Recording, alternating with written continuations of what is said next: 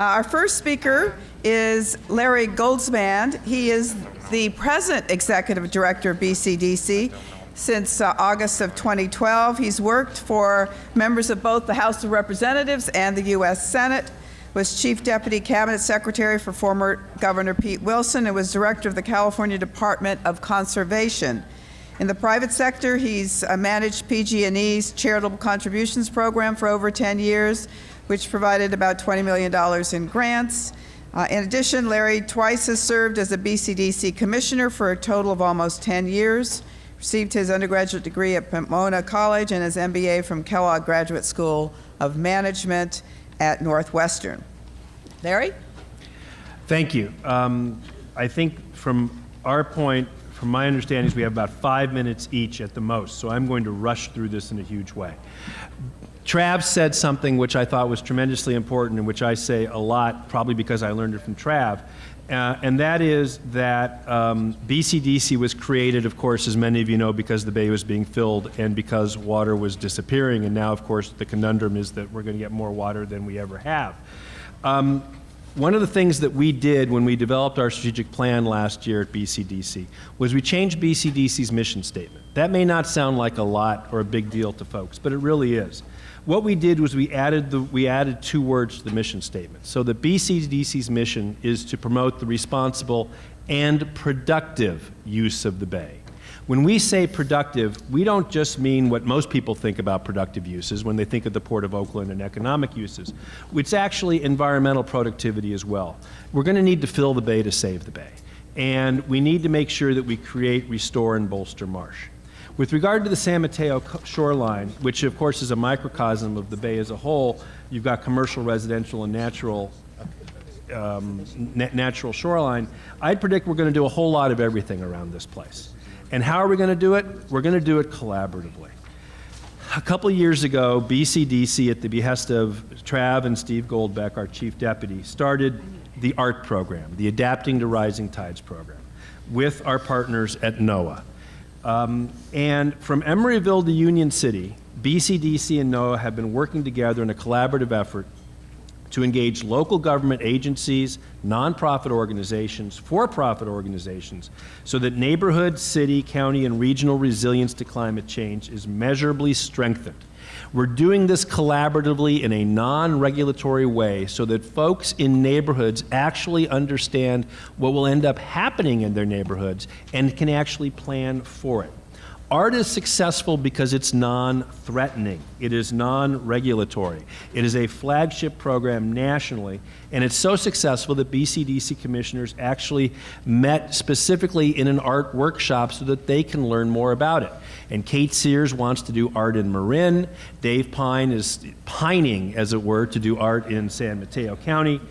And it's so successful that when BCDC appeared before the Little Hoover Commission in Sacramento to talk about governance issues regarding climate change, Zach Wasserman, our chair, was asked by Virginia Ellis, the former Los Angeles Times reporter who now sits on Little Hoover, well, what about takings? I thought that would sort of get your attention. What about takings? Private property, rising sea level. And Zach gave a marvelous answer describing, various issues with regard to this. And then I jumped in and I said, look, one of the great successes of ART, and from Emeryville to Union City, working collaboratively, is nobody's talking about takings. They're all talking about how we can work together in order to promote shoreline resiliency.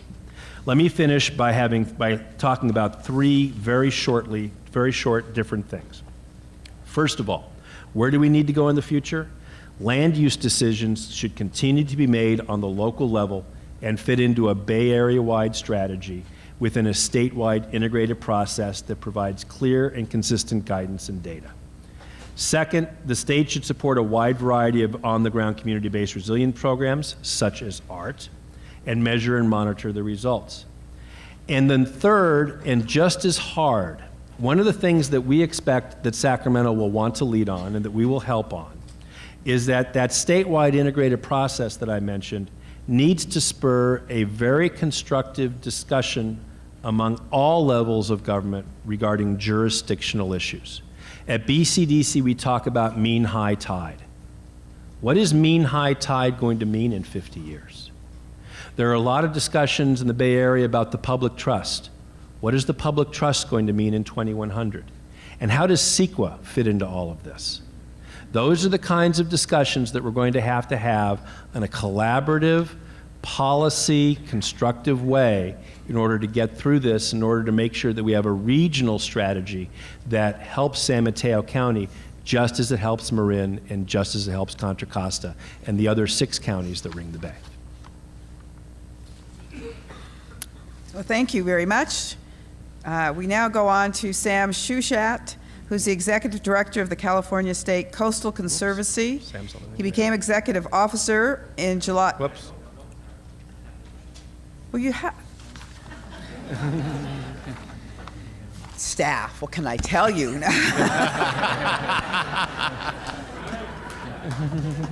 Let's hear it for staff. Staff does a great job, but I follow numbers, and Sam, you were going to be next, but we're going to go on to number 4, which is Kathleen Schaefer, who's the Regional Engineer Risk Analysis of FEMA.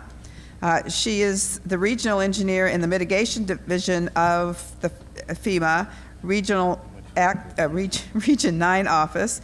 She's a licensed professional engineer in the state of California and a certified floodplain manager. As a regional engineer, she oversees development and preparation of FEMA's National Flood Insurance Program, which makes you very unpopular, I know.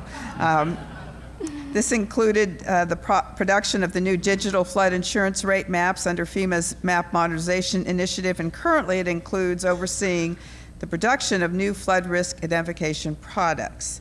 She's earned her master's degree in chemical engineering from the University of Virginia and a bachelor's degree in civil engineering from the University of Nebraska. Welcome. Thank you. Okay, just let me test this. Okay, great, thank you. So we've heard a number of discussions about ways that you can mitigate flood risk, and when you think about it, it boils down to there are 2 basic ways that you can work to mitigate flood risk. You can either work to keep the floodwaters away from the people, or you can work to keep the people away from the floodwaters. And the federal government's answer to this is the Corps of Engineers, who works to keep the floodwaters away from the people, and FEMA, who works to keep the people away from the floodwaters. And we do that in a couple of ways. We have FEMA flood insurance rate maps that show areas of high, moderate, and low flood risk, and we give those maps to the communities, and we ask them to use them as a tool in guiding development. One of the things I want to talk about just briefly today is that we do have a new study that we are working on for the entire San Francisco Bay Area. And it's the first study that's been done in over 30 years. It takes advantage of all of the latest technologies in doing these kinds of studies. And we will be rolling out these new maps over the course of the next couple of years. The Reader's Condensed version of what I have to say about our study is that seismologists consider the 1906 earthquake as a 1% annual chance earthquake. So the FEMA, the flood comparable big one, when that happens, Mother Nature will take back the land she occupied in 1930. The other thing that we're seeing as a result of our studies is that the boundaries are not changing significantly, but because this study takes into account surge and wave run-up, the base flood elevations are going up about a foot. But more information you can get on our website at r9coastal.org. So what do we do about it? We've heard a number of things today about climate change. The FEMA study takes into account the conditions as they exist today. So what can we do about it? One of the things that I'd like to just, in conversation with Lindy Lowe as she was working on the art project, I asked her how things were going, and she said to me, you know, it seems like all I'm doing is surfing the intergovernmental space. And I think that's a really good term for what we have to do if we're going to find a solution to our flood risk problems, is we all have to learn to do a better job of surfing the intergovernmental space. So what do I mean by that? Well, There are certain things that only local governments can do. Only local governments can make the decisions that they're not going to put their hospitals, their schools, their police stations in high flood risk zones. And they can make efforts to protect the structures that are already there. In addition, they can make it easier for owners to elevate their homes. One of the things that we haven't really talked about in the Bay Area is that perhaps we should start to think about forming a regional agency. If you look at what they're doing in the Central Valley, they have the Sacramento Area Flood Control Agency. And if you haven't heard of them, you probably will in the upcoming months, because hopefully Representative Speier's colleagues will be voting for the Water Resource Development Act, and that will provide the appropriation needed to provide 100% protection for the Natomas Basin. Another area is just a little south, is the San Joaquin Area Flood Control Agency, SJAFCA. Even as Stockton was declaring bankruptcy, its citizens, with the prompting of SJAFCA, were voting to tax themselves to improve their flood protection. And my favorite, Sutter Butte Flood Control Agency, SBUFCA. If you think you have flood issues in the Bay Area, try having your entire county in a high-risk flood zone. And the only hope that you may have of protecting your county is you have to rely on the generosity and good nature of your colleagues in Butte County to the north in the town of Biggs and Gridley. And I want to tell you that a few years ago, during the deepest, darkest heart of the recession, when there was 30% unemployment, the folks in Biggs and Gridley voted to tax themselves to do what they needed to do to provide protection for their entire area. And lastly, we have the federal government, and at FEMA, we have a number of programs that we can use to prompt, encourage, and support your efforts. We have a community rating system that provides discounts for flood insurance. We have grants. We have training for building and science folks. So we have a number of things, and we're just one of many in the federal government that can help in doing those kinds of activities. And just as a closing note, what I want to just point out is that we do need to start taking action now in the Bay Area. If we don't take action now, in the next 5 years, your peaches and plums in the Central Valley will have better flood protection than you do. Thank you. All right, thank you very much, Catherine. Well, we're going to make sure we have as much flood protection as peaches and apricots in the Central Valley. All right, our next speaker is Craig Connor, Flood Risk Manager at the U.S. Army Corps of Engineers. Craig is been with the district for over 25 years, working for the federal government on marine, coastal, riverine engineering projects as an engineer, project manager, planner, and program manager. He has represented the district at many interagency meetings on climate change, specifically addressing the Corps' policy on sea level rise and the philosophy of shared responsibility among federal, state, and local agencies. He earned his Bachelor's of Science degree in Physics and Oceanography from Humboldt State and a Master's of Science degree in Ocean Engineering at the University of Miami. Welcome. Thank you. Many of you have heard of the Corps. You may not realize we have many different missions. Many of you have heard of us probably from our civil works. We are the nation's oldest and largest engineering organization. Many of you probably heard of us from our regulatory. I'm going to concentrate on our civil works. We also have an emergency management function too. So I'm going to concentrate on the civil works portion and explain to you our sea level rise policy. And this is from a recent slide given in September 2013 by our headquarters staff. I'm not going to go into details of the bullets because of the change. What I would like to emphasize, though, is that the Corps will continue to improve and update our sea level rise policy based on the best available science. Let's see, where's the button? That's it. Nope.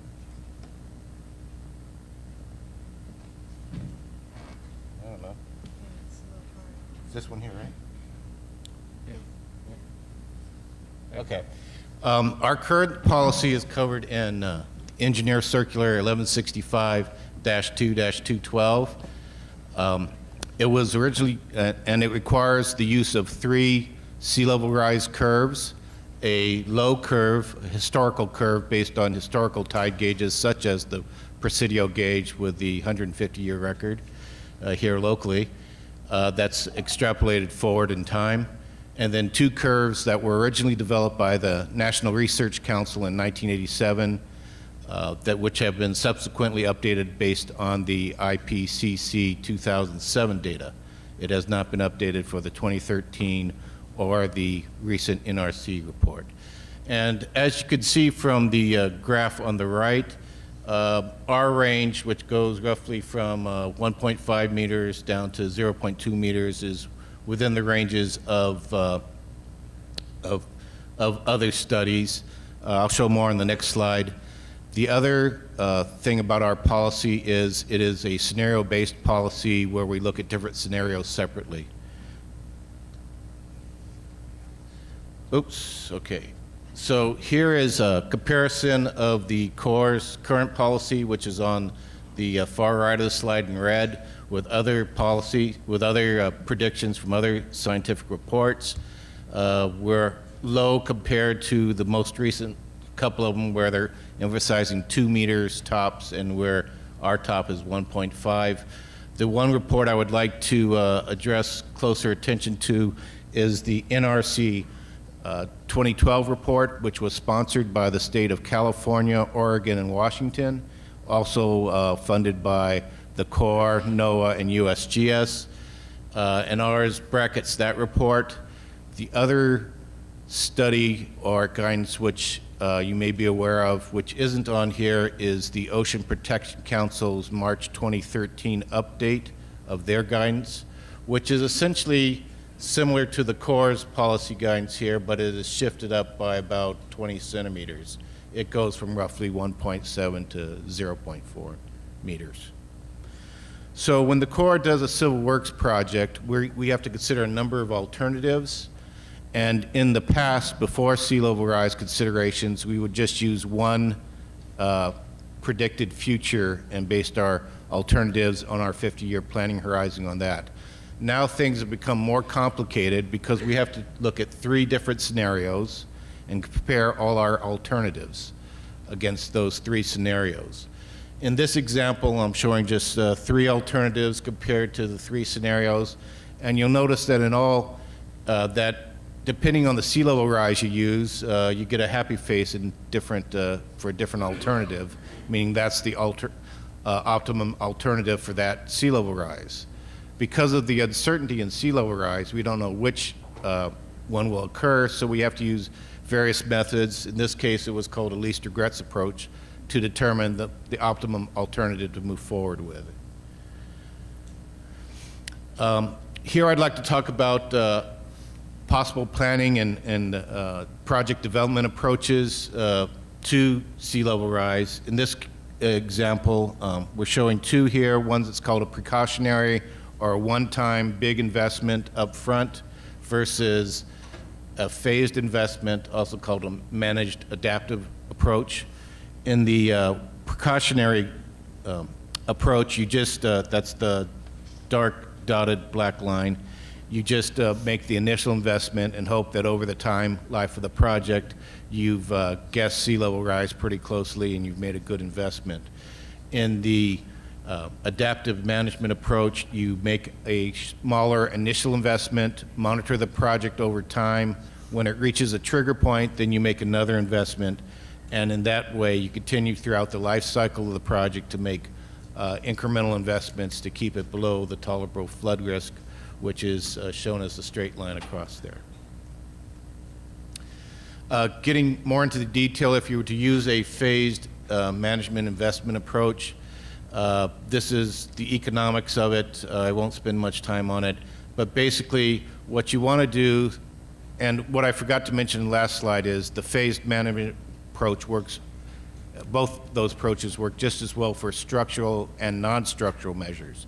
So you could use it for building a levee, but you could also use it for managed retreat, where you buy land either all up front or you buy it in a incremental fashion. So in this example, we're using a levee. So what you want to make sure you do is, okay, let's say we're going to base it on the low curve, but if you were to just buy enough land for the low curve, if the sea level rises faster than you expect, then you'd have to go back and do eminent domain and buy more land. Well, if you plan in advance and buy at least enough base land to where you could build the base level of what's called the resilient levee prism here, then you don't have to build it all the way up to, for the curve 3, the high curve, but you could build either the base or for the curve 1 or for the curve 3, depending on what the economics dictate. So how can the Corps help San Mateo County? The Corps builds civil works water resource projects now in an integrated water resource management approach, and we're known for building large projects. We build projects on the order of $10, $11 million up to the Everglades restoration, which is on the order of $1 billion. We can also build, however, we can also build smaller projects through what's called our Continuing Authorities Program, which range from $2 million upwards to $10 million, depending on new water legislation. That could probably go up to 15 with matching project partner funds. We can also provide technical assistance to cities and counties and government agencies to help them with their floodplain mapping, modeling, flood risk communications. And that can range from simple thousands of dollars up to $100,000. The general investigation is our most flexible, and spending is unlimited, but it's also the hardest to get approved through Congress. We are a national agency, and we compete against the wheat farmers in Kansas and the school teachers in Maine, and we have to justify each project consistently throughout the nation following our guidance. So, and it also takes the longest to plan. We generally plan 2 years in advance, so if the San Mateo County came to us to a project now for a general investigation, it would probably take another 2 years before it even get into the budget cycle. Alternatively, the Continuing Authorities Program is where Congress and the President has given us pre-approval to go and build smaller projects meeting our criteria. And these only have to be approved at our division level, the South Pacific Division, which is co-located with us in San Francisco. And there are nine plus authorities that we could build. One that may be of interest to this group is the Section 205 Flood Risk Management Authority. That one currently has a funding limit per project of $7 million federal investment. With the matching local funds, you could probably build up to $10 million project. In WRDA 2014 Senate version, they're recommending $10 million for feds, and that could probably get to a $15 million local project. What I'd like to close with is that since I've been at the district, the federal funding for the Corps and at our district has been flat to declining with inflation. We've had a couple big years due to the Recovery Act. You take that money out, and it's been flat to declining. And so the question I ask is, how do we optimize civil works projects to be resilient to climate change in this current fiscally constrained environment? And what I'm trying to promote is that we look, as our National Flood Risk Management Program is suggesting, look at shared responsibility between the federal government, state, and local governments. And the Corps, both locally and at our division level and nationally, has been promoting this too. We just recently had a division-wide joint project with the Department of Water Resources on the statewide flood management planning called the Flood Futures Report, which just came out in November, which I recommend you Google and look up at your convenience.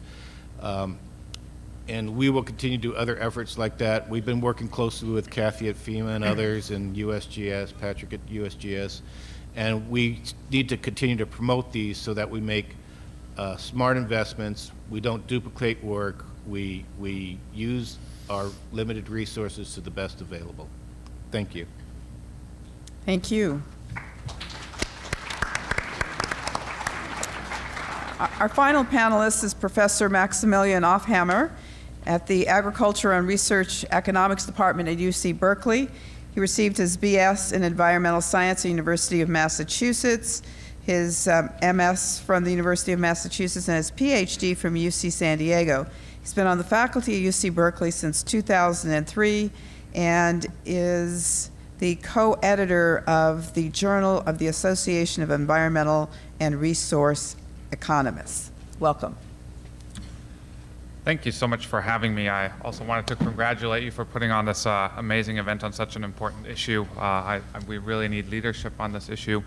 What I wanted to briefly warn you, I'm a German economist, so don't expect any good jokes here. But what I wanted to briefly talk a little bit about is I've spent the past 15 years or so on something that you could call studying the cost of doing something versus the cost of doing nothing.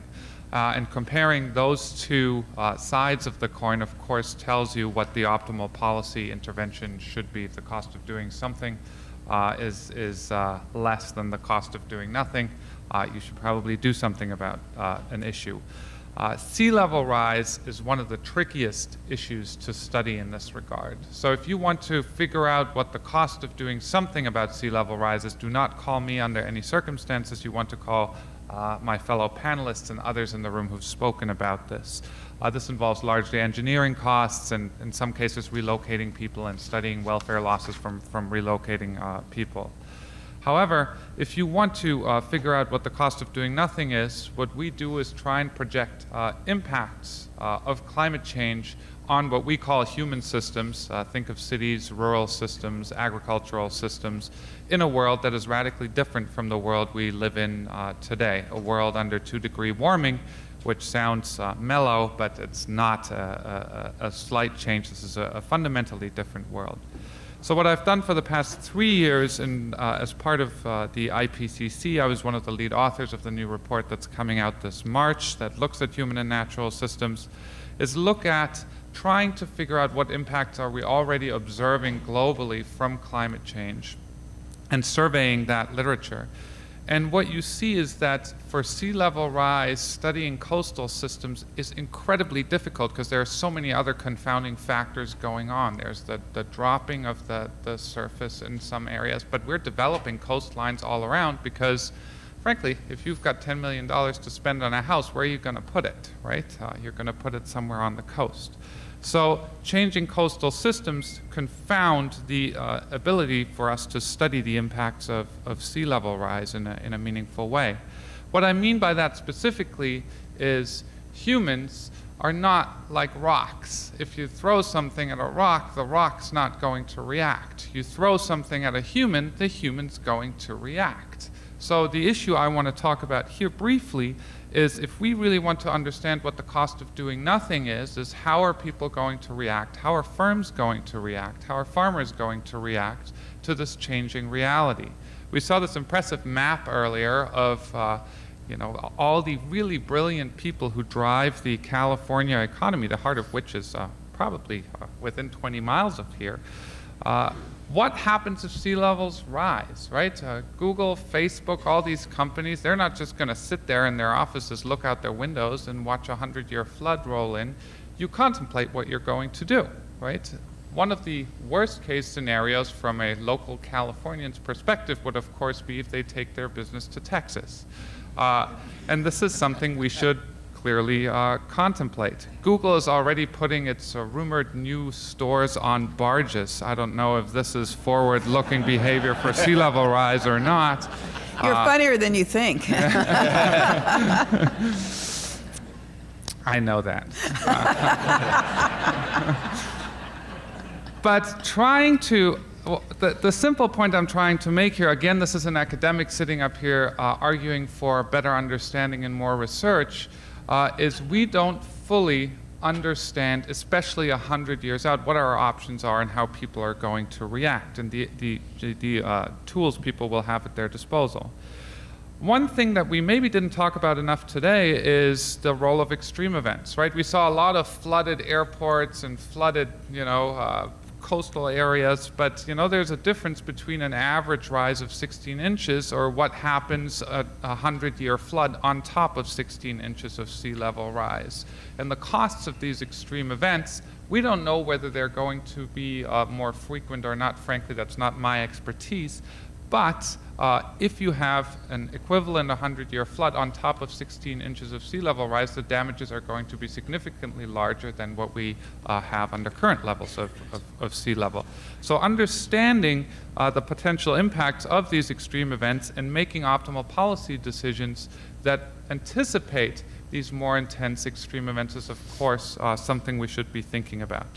So let me just briefly close with 2 points here. To me, from the economist's perspective, we should spend the marginal public and the marginal private dollar always on the use that has the highest rate of return, right? So the marginal dollar spent on preventing damages from sea level rise should be compared to the value of that dollar on other uses of public and private money, of course. On the other hand, if what we're doing here is writing plans for future infrastructure systems and land use plans and so on, ignoring the projected reality that we and our children and our grandchildren are going to walk into, that's completely, simply irresponsible. It's like retirement. You know it's coming. You don't know how bad your health is going to be. It could be good, it could be bad, but you know things are going to change. So you should plan for it and take action now. Reasonable, rational action. Finally, what we're trying to do at Berkeley, Stanford, and Davis, yes, we can work together, is we're about to unveil something called the Climate Readiness Institute, which is going to be a collaboration between academics at the 3 universities designed to interact with local regulators, local private sector folks, and other stakeholders to really identify what are the pressing research needs with the focus on the Bay Area, coming up with better sea level rise projections for the Bay Area, running climate models, projections, downscaled models to really figure out what does that reality look like in the Bay Area, not just globally. So I thank you for your attention, and I look forward to your questions.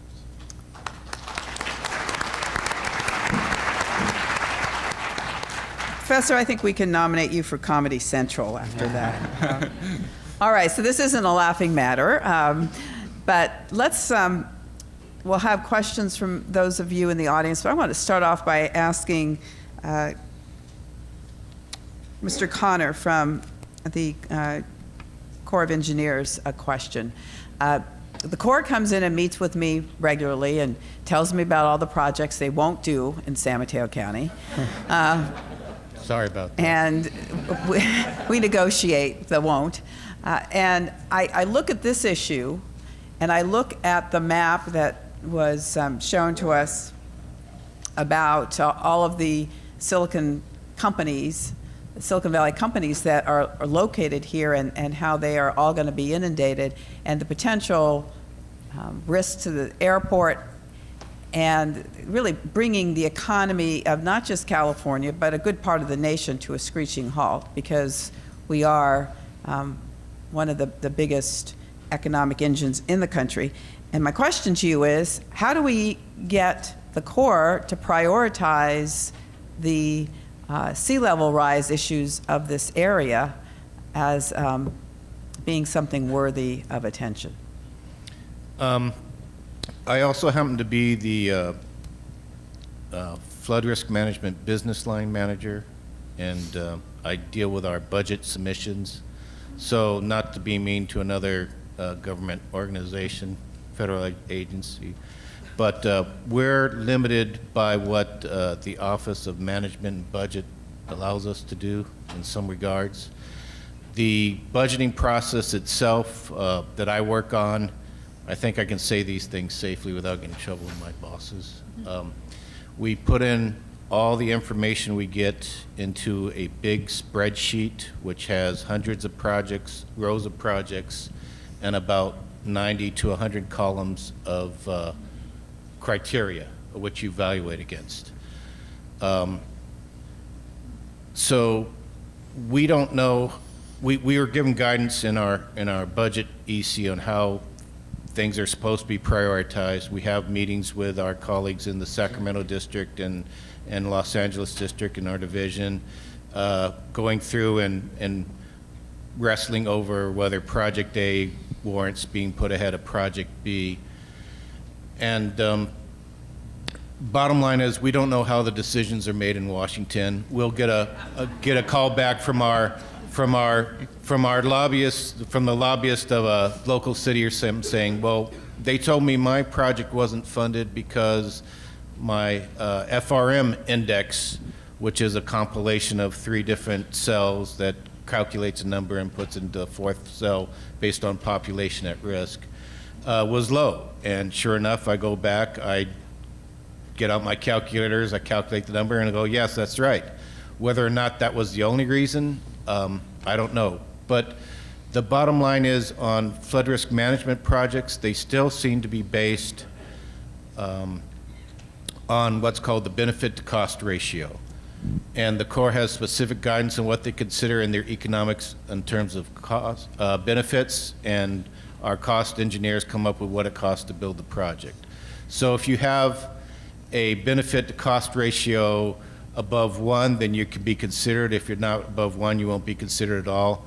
I'll probably get myself in trouble for saying this, but we've been hearing that generally if you have less than a benefit cost ratio of 2.5, it's hard to get a project justified. What I will say in regards to both the Corps and OMB, though, is that we are trying to look forward. Things are taking slow time.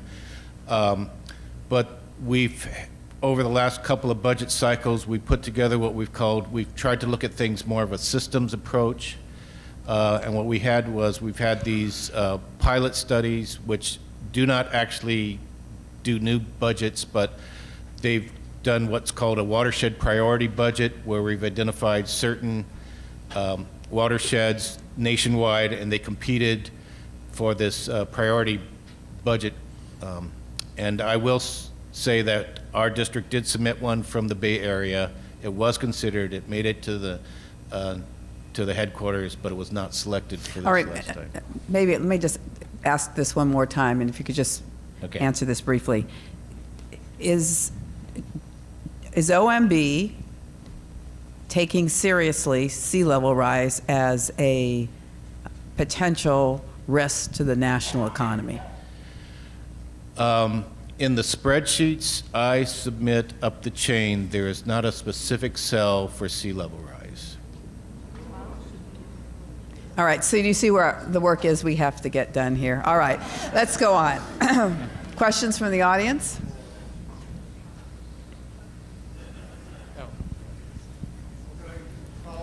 Sure. Okay, it's not there as a factor. There's a microphone. It's Why not don't you there wait as for a the mic? factor, but is the cost that you're basing the cost benefit, as the professor's kind of said, he contributes to, hopefully, does that cost reflect sea level rise and the potential for sea level rise? Yes, it does. It's in fact, we're having discussions now on one particular project in the Bay Area where we used the high rate of sea level rise curve to justify the project, and it had a very strong benefit to cost ratio under that high curve. Unfortunately, it did not have as high ratio under the intermediate and historical curves. So national policy is, national policy. And so we're having a little harder time now working through that difficulty and trying to reformulate the project to show that it is beneficial and worthwhile. I would like to also add in that respect that the Corps is, again, trying to do integrated water resource management. And so we're not just looking at the benefit to cost in terms of economics. We're now trying to do what's called multi-purpose projects. So if we were building a levee that protects a city, we'd also try and get some kind of ecosystem services benefits out of it, or maybe navigation. Those are 3 lines. Ms. Schaefer, And- did you have a comment? I just wanted to just add a little bit to what Craig is saying. And I would like to advocate that maybe what we in the Bay Area need to think about is coming together for a Bay Area flood control agency.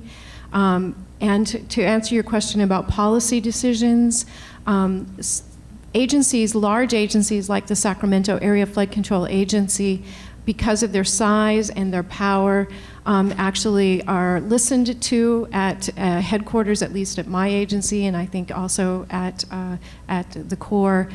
So that can be an avenue to help get some of the policy changes, but first you need a pretty strong local, regional organization. Good, thank you.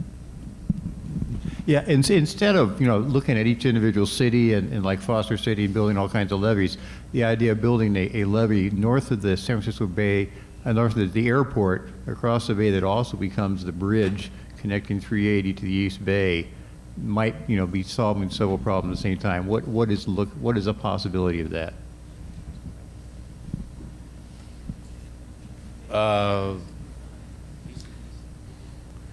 Not very likely under the current permitting. I think one of the things that I would respond to that is this. BCDC, as I think probably most of you know, is the lead permitting regulatory agency when it comes to something like that. Ultimately, the way we tend to look at projects when they come to us is with regard to rising sea level, and not many have come to us, quite candidly, because there hasn't been a lot that's been built the past few years, is what are we really trying to solve, and how do we really try to solve it? And the way we tend to look at this is from a regional perspective, and we also want to work with our partner agencies, within the Joint Policy Committee, which is a regional framework in which we think we can probably get the most bang for the buck. Nobody has approached us yet with an idea like that. There are folks who have argued for a series of locks, for example, and Trav showed a picture of one near the Golden Gate Bridge. And I think that the thing that we need to think through is how do we as a region actually talk about issues like this? Because I don't think we've done it, we haven't really quite started that yet, and I think that's what this is really trying to spawn. Because there are a host of policy issues that have to be really thought through on the local level and on the regional level, really prior to trying to figure out if there's one big project that can actually, quote, save, end quote, the Bay Area. And that's, I think, what, in part, this is for.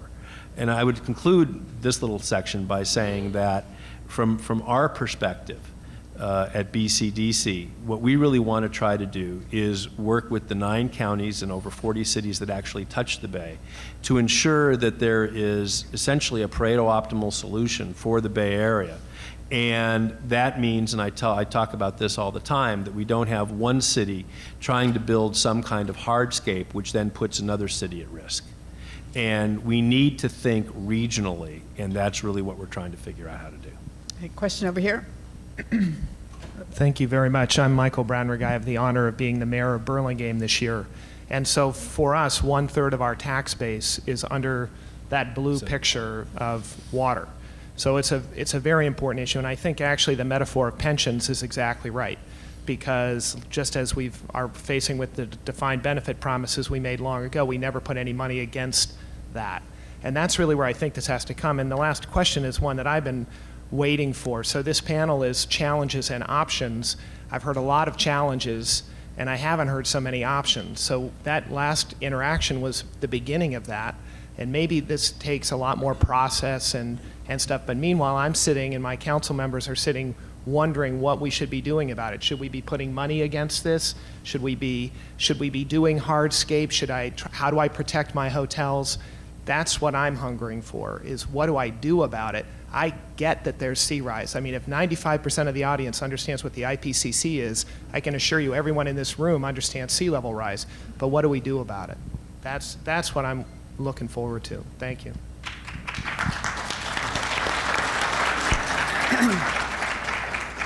All right, they want solutions. Well, let me go back to what I talked about for 3 minutes or so. which is that the best way to actually get a solution that can be done regionally is to actually start working with all the local affected folks who actually don't even quite understand what you all understand, which is what the purpose of the Adapting to Rising Tides project is. If you take a look at the population from Emeryville to Union City, and 2 years ago versus today, I think you'd find a tremendous amount of appreciation for what needs to be done and what can be done in a collaborative, non-regulatory way that enables them to feel positive about the steps they can take as a sub-region and within their cities, which I would gather is probably a little bit more sophisticated than most places around the Bay Area who have not had art. Because one of the things that's really important is not to scare folks into paralysis, but instead to educate folks and to allow them to educate each other and to provide a way for them to think positively about the future so that we can continue to prosper. I think one of the big issues, and this is, from the ivory tower over here, is what you're asking people is to essentially incur costs now in order for their grandchildren and great-grandchildren to get benefits, or, let it be 2050. But that's beyond the horizon that most people really are willing to sacrifice current dollars for. So in order for people to get over that hump, in order to actually do that, they need to understand with a significant amount of certainty what these projections actually mean, right? If I show these sea level pictures to my undergraduate classroom, for example, almost nobody's seen these, right? They're shown at these academic conferences, they'll show up in one issue of the Chronicle, and that's it. But slowly educating individuals what this actually means on a day-to-day basis. And for us, the people who produce these projections and the physical science, to really better understand what the big issues are here in Burlingame and what the exposed assets are. With those two types of interactions, I think we can slowly build something that can give rise to a more informed dialogue. But without convincing the stakeholders and convincing the public that they need to put aside some dollars now for preventing sea level rise later instead of that $500 Xbox One for this Christmas, we're going to have to do a lot of work. So the Loma Prieta earthquake was in 1989. We've had 24 years without another significant earthquake. But people have been told what to do. You strap your water heater, you put shear walls, you do all these things. I think what Michael was proposing is we need to know what are the kinds of things that we should be doing to prepare ourselves. And I think that would be a helpful challenge for your new institute to start to develop what those kinds of things would be in our communities. Ms. Schaefer, I've just been made aware of the fact that in the flood insurance premium, there's a $75 part of that premium that is paid by every flood insurance holder that goes into an account that can be used by persons after they have been affected by a flood, and the grants are as much as $30,000. What would it take to make those grants available to people before the crisis occurs? It would take a change in the National Flood Insurance Reform Act. Those are all, and I think our agency would fully support that. One of the comments I will make, there are a lot of things that communities can do now to make it easier for homeowners to elevate their homes, just in the administration of the building permit process. One of the challenges we face in some of the counties, in some of the communities in Mill Valley or in Marin, is that we have view corridors. So homeowners are prohibited from raising their home as high as they need to because the top of their home then impacts a view corridor. So they end up having to try and build a home for a dwarf. So that's one of the challenges that local communities can tackle on their own. All right. Any other questions? Yes, there's one over there. And then we'll have any final comments that you may want to share with the audience. Actually, our time is almost up. Oh, you'll hold it. I've driven over from Contra Costa County specifically because I'm part of a effort going to move the 100% renewable plan. And I think you probably get a lot more people on board when you talk about, well, what can we do effectively right now to make the scenario different with climate change? Because I'm very aware that San Mateo, from my research, is not close to embracing the 100% renewable plan like San Mateo, like Marin, like Sonoma. So I've made the trip over here because I'm part of a team that's working on Contra Costa and Alameda to go 100% renewable. And I think you'd probably get sorry to use the pun, a flood of people involved in getting to embrace what we can be doing effectively now to push back on this pretty scary scenario that's coming our way. And then couple that with, well, we will, folks, unfortunately have some sea rise, but at least we can be doing something more immediately now to get us off the trajectory we're on. So that's my suggestion. All right. Our time for this panel has come to an end. So if there's any final words that any of our panelists would like to make, this would be the time to do it. I'd like to say one final thing to the mayor of Burlingame and to others, other local office holders.